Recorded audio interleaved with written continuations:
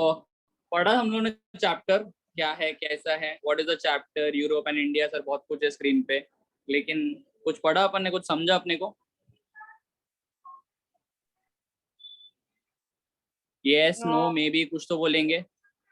Sir civics के हम लोग को एक लेसन आने वाले यूनिट टेस्ट में बताओ। अरे सेकंड चैप्टर हिस्ट्री का भी अब मैंने स्क्रीन के सामने जो दिख रहा है यूरोप एंड इंडिया, ये पढ़ा क्या अपन ने सबने? No no. Yes sir. Sir किस खुशी में नो बोल रहे हो? बोला था पढ़ने के लिए।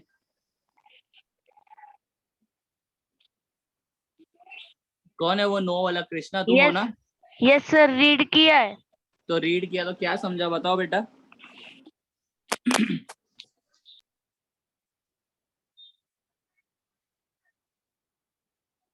बताओ।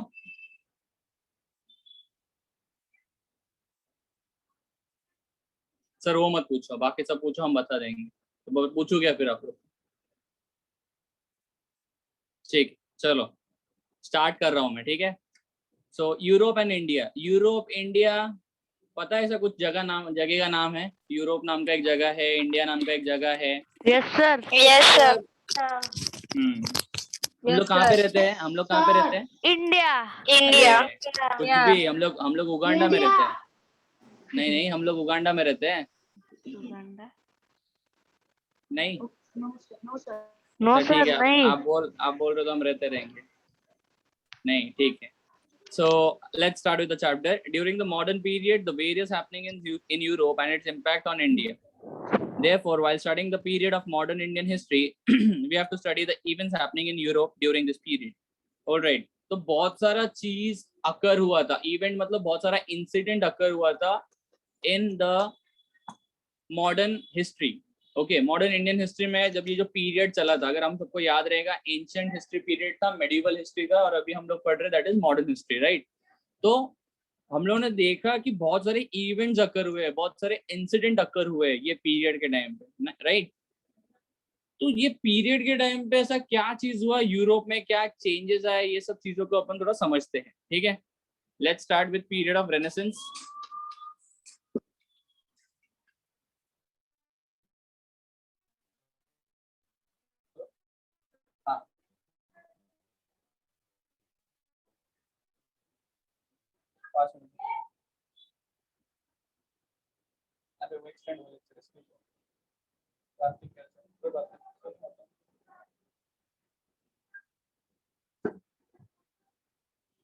Okay, so period of Renaissance. In history of Europe, the last phase of medieval period, that is 13th to 16th century, is known as the period of Renaissance.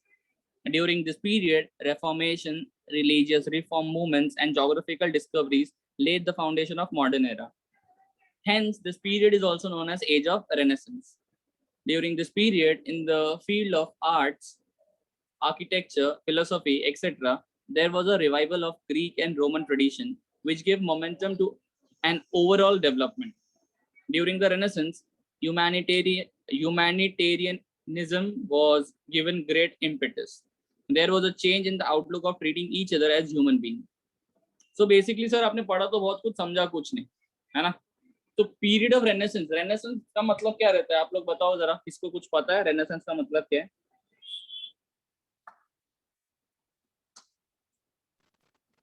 Renaissance जो मेडिवल पीरियड की history रहती है। हाँ, जो medieval period के history रहती है उसे ही रेनेसेंस बोलते हैं। अच्छा, और कोई किसी को लगता है? राइट रॉन्ग उसका टेंशन मत लो, जो तुमको लगता है वो बताओ।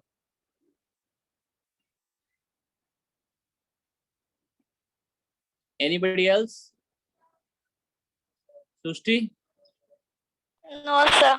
नो सर, ऑलराइट, ठीक है।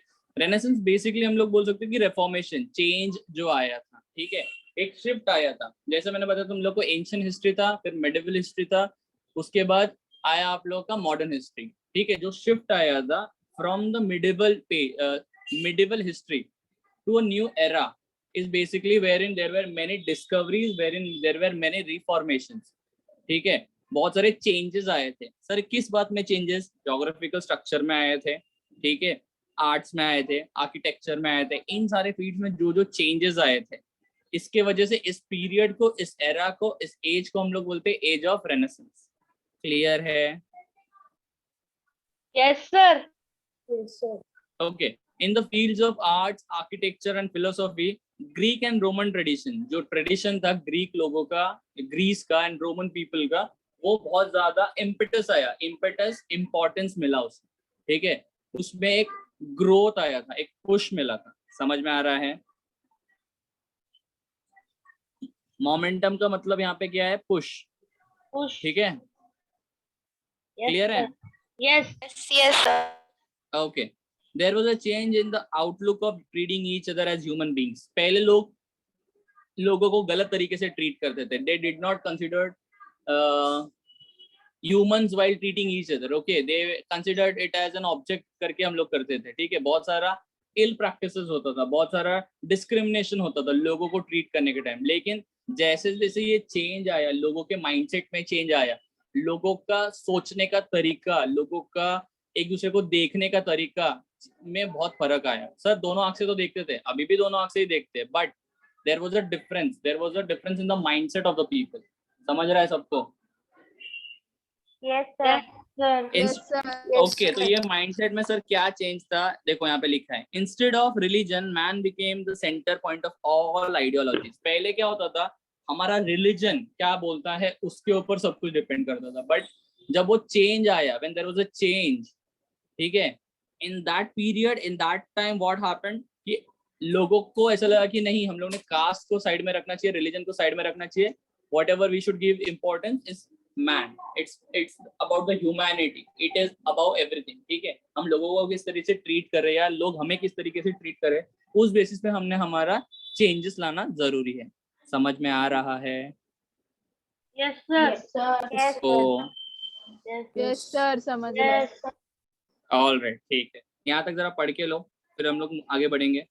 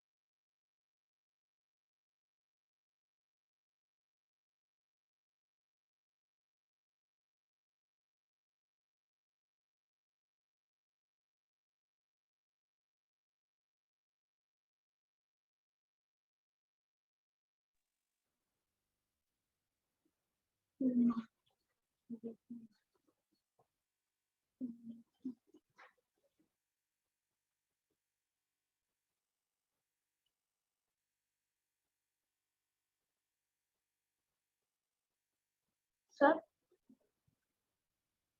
हाँ यस, बोलो. सर वो देखो ना, थर्ड थर्ड पैराग्राफ में देखो, ह्यूमन क्या लिखा है वो? ह्यूमैनिटेरियनिज्म मतलब इंसानियत. मतलब इंसानियत, इंसानियत. ओके. ठीक है, लोगों को अपन ने रिलीजन के बेसिस पे जज नहीं करना चाहिए. As humans we should treat each other properly.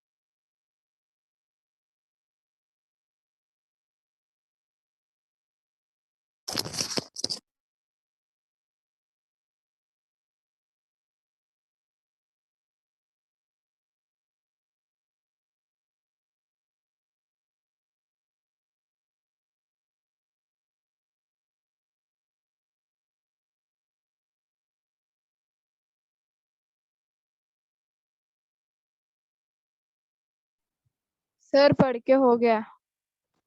All right, let's move ahead. The reform movement spread throughout all sectors of human life. Through knowledge, science, as well as different sections of art, we can observe the discoveries of reform movement. Okay, तो बताने को क्या try किया है कि सिर्फ एक particular sector of the society में ही आया ये चेंज. ये चेंज जब आया, the change of age of renaissance जब आया, तो ये साइंस में भी आया, in the sector of humans भी आया, human life, in the sector of knowledge भी आया. लोगों के नॉलेज में डिफरेंसेस आने लगे, चेंजेस आने लगे, लोगों के माइंडसेट्स में चेंज आने लगे. इसके साथ ही साथ आर्ट्स एंड कल्चर में भी बहुत ज्यादा चेंज आया. ठीक है, अगर आप कंपेयर करोगे एंशिएंट हिस्ट्री को विद मिडिवल एंड मॉडर्न, तो आपको बहुत ज्यादा डिफरेंस दिखेगा. ठीक है, ये क्यों हुआ? क्योंकि लोगों के माइंडसेट में, सोचने के तरीके में, अप्रोच में बहुत ज्यादा चेंज आया था. समझ में आ रहा है? क्लियर है? Yes, sir. Yes, sir. Sir. Moving ahead, the art and literature of Renaissance period depicts sentiments and emotions of human beings. Sir, sentiments and emotions, हमारे जो मन के emotions होते हैं, ठीक है, happy, sad, rude, angry, we can say emotional, whatever sort of emotions are there, ये सब कुछ डिपिक्ट होने लगे. किस थ्रू में? आर्ट एंड लिटरेचर के फॉर्म में. ठीक है, हमारे जो इमोशंस है, हमारे मतलब इसके ह्यूमन बीइंग के जो इमोशंस है, वो रेप्लिकेट या रिफ्लेक्ट होने लगे लोगों के आर्ट एंड कल्चर के थ्रू से. Alright, literature was produced in local language for better understanding of common people. During 1450 AD, Johannes Gutenberg from Germany discovered the printing press. Due to this discovery, new ideas, concepts and knowledge reach to all section of the society. तो पहले क्या होता था ना, पहले के time पे ना सभी लैंग्वेजेस जो बुक्स प्रिंट होते थे या जो भी इंफॉर्मेशन होता था, वो सभी लैंग्वेजेस में प्रिंट नहीं होता था. कुछ सिलेक्टेड लैंग्वेजेस में होता है, जैसे कि संस्कृत हो गया, अरबिक हो गया, पर्शियन हो गया, ये ओल्ड लैंग्वेजेस है. ठीक है, तो ये लैंग्वेजेस में जितने भी हमारे बुक्स होते थे नॉलेज पॉइंट ऑफ व्यू से, ये सब उसी लैंग्वेज में डिपिक्ट होते थे या उसी लैंग्वेज में ट्रांसलेट होते थे. ठीक है, जैसे लोकल लोगों को अगर कुछ समझना हो, जिनको ये लैंग्वेज आता है उन तक ये रीच होता था, जिनको लैंग्वेज नहीं आता उन्हें कुछ नहीं समझ में आता था. बट एक चेंज आया था लोगों के माइंडसेट में. जब चेंज आया था, जैसे मैं बोल रहा हूँ, तो बाद में क्या हुआ ना कि लोकल लैंग्वेजेस जो थे, लोकल लैंग्वेजेस में भी जो बुक्स है, ये नॉलेज को ना सब तक पहुंचाने का एक माइंडसेट बना. तो वो टाइम पे क्या हुआ, लोकल लैंग्वेज में भी चेंजेस आने लगे, लोकल लैंग्वेजेस में भी जो बुक्स है ना वो ट्रांसलेट होने लगे, so that common people can go through it, understand it, what exactly was meant to be done by the people. All right, तो वहां पे एक अंडरलाइन करेंगे, during 1450 AD Johannes Gutenberg from Germany, underline करेंगे, that was the person or he was the person who discovered the printing press. Printing press में क्या होता है सर? कपड़े इस्त्री होते हैं? नहीं, बुक्स पेपर्स आपके प्रिंट होते हैं. ठीक है, तो इससे क्या हो रहा था कि जितने भी नॉलेज पॉइंट ऑफ व्यू से वो रिटन फॉर्म में लोकल लैंग्वेजेस में लोगों तक पहुंचना शुरू हो गया. समझ में आ रहा है? Yes, sir. Any Yes, doubt? sir. Yes, sir. Yes, sir. No, sir. जरा पढ़ के लेंगे तो हम लोग आगे रिलीजियस रिफॉर्म मूवमेंट्स की तरफ बढ़ेंगे.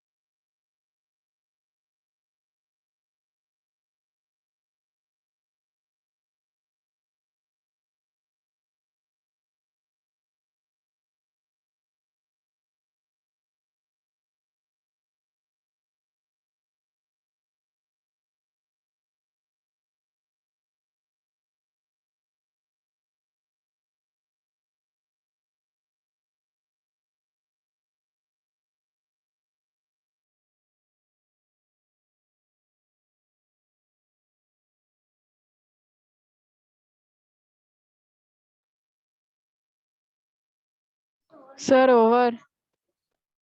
Yeah, just give me a minute. Just give me a minute. बाकी लोग कभी होने दो, पढ़ने दो बाकी लोग को.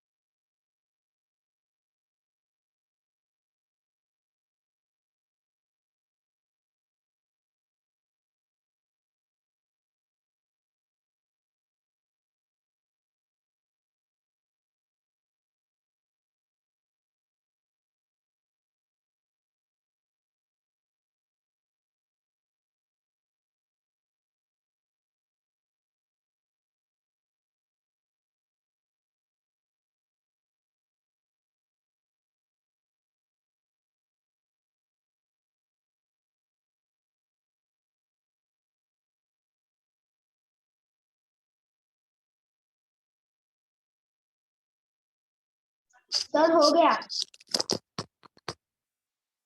Yes, sir. हो गया sir. All right, Yes, all right, sir. all right, all right. Getting back again.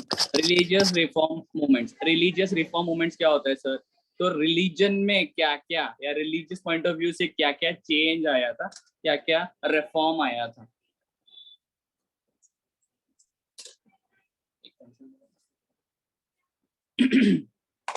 The independent intellectual attacked the old religious ideology of Roman Catholic Church.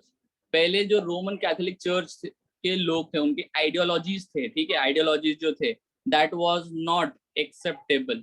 All right, that was not acceptable for whom? For the new people. All right, तो इन्होंने क्या किया, इन्होंने उसको challenge किया. किसने? जिन लोगों ने रिफॉर्म चेंज लाने को ट्राई किया था. The Christian priests were taking advantage of the ignorance of the people and were indulged in unnecessary ritual. तो पहले क्या होता था ना, जो प्रीस्ट होते थे, पंडित्स होते थे, ठीक है, या पुजारी होते थे, या जो फादर बोलते हैं हम जिसे, अलग लैंग्वेज, अलग अलग रिलीजन में अलग अलग चीज जो बोलते हैं, इनका ना एक अपर होल्ड था इन द सोसाइटी. क्योंकि कास्टिज्म के वजह से क्या होता था, already they were considered high class people. Alright, तो और दूसरा क्या होता था, कॉमन पीपल का इग्नोरेंस था. इग्नोरेंस मतलब सर, मतलब कॉमन पीपल को इतना आइडिया नहीं था कि चीजें कैसा होता है, मैनिपुलेट हो रहा है या वॉट एवर इट इज, ठीक है. तो ये चीज की वजह से क्या होता था, जो प्रीस्ट होते थे, जो पुजारी होते थे या फादर होते थे या पंडित होते थे, ये लोग क्या करते थे, ये लोग अनड्यू एडवांटेज लेते थे. अब शादियों में तुम लोग एग्जांपल देखो ना, शादियों में ही देखो, तुमको कोई मंत्र विंत्र सब याद है क्या, या तुम लोग श्योरिटी दे सकते हो क्या जो भी उन्होंने पढ़ा सब सही सही पढ़ा है? ऐसा कभी भी तुम हो सकता है क्या? बताओ. No, sir. No, sir. sir. तुम्हारे पास अश्योर वैसे ही होता था. लोकल पीपल को कभी समझ में ही नहीं आता था कि was this rituals what ever they were doing. उन्होंने बोला भगवान के नाम पे कर रहे, तो लोग आग बन करके मान लेते थे. ये कब तक होता था? जब तक ये रिफॉर्म, ये चेंज नहीं आया था, ठीक है, जब तक ये चेंज नहीं आया था. तो क्या होता था बेसिकली, इसी वजह से इसको क्या बोलते हैं, रिलीजियस रिफॉर्म्स करके, religious reforms. Okay, so they looted the people in the name of religion. The movement that began against it is known as religious reform. ये जो भी चेंजेस आया था, ठीक है, ये जो भी चेंजेस आया था, इसी वजह से इसको क्या बोलते थे हम लोग, एक रिफॉर्म आया है, that was known as the religious reform movement. Okay sir, ऐसा क्यों? क्योंकि देखो ना, रिलीजन के नाम पे लूटा जाता था लोगों को, ठीक है. हम लोग ने वो मूवी देखा था, ओ माय गॉड करके, देखा है? उसमें भी देखो नो सर. एक है मूवी, आप लोग देख लेना अगर मिला चांस ना, तो देखो, उस पे OMG करके है, ओ माय गॉड. तो उसमें देखो, उसमें बताया किस तरीके से under the name of rituals, under the name of god, how people are been looted around, ठीक है, which is not good thing. तो इसी चीजों को बंद कराने के लिए क्या होता है, एक रिफॉर्म आया था, that is known as the religious reform. Is that clear? Yes, sir. Yes, sir. पढ़ के लेंगे यहाँ Yes, तक फटाफट, sir. पढ़ Yes, के sir. लेंगे यहाँ तक फटाफट।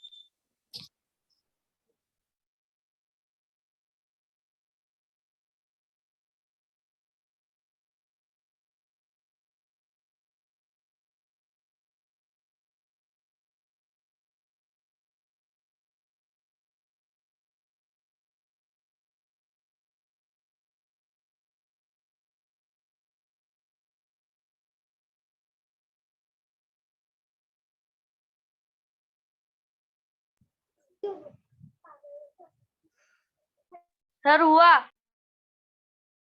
सर हो सबका गया। होने दो, सबका होने दो। Yes, sir.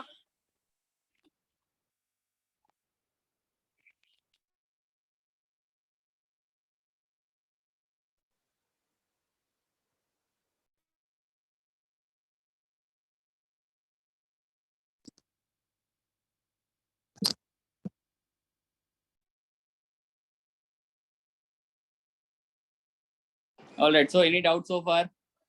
सर रैशनलिज्म मतलब क्या? रैशनलिज्म मतलब प्रॉपर थिंकिंग, जो नॉर्मल लोग सोचते हैं। हम ऐसा नहीं बोल दे कि एक सिक्स मारूंगा तो बाउंड्री बॉल स्टेडियम के बाहर एकदम सूरज तक पहुंच के आएगा, ये जो बोलते हैं इर्रेशनल सर बात क्या करना। बोल रहे हैं आप?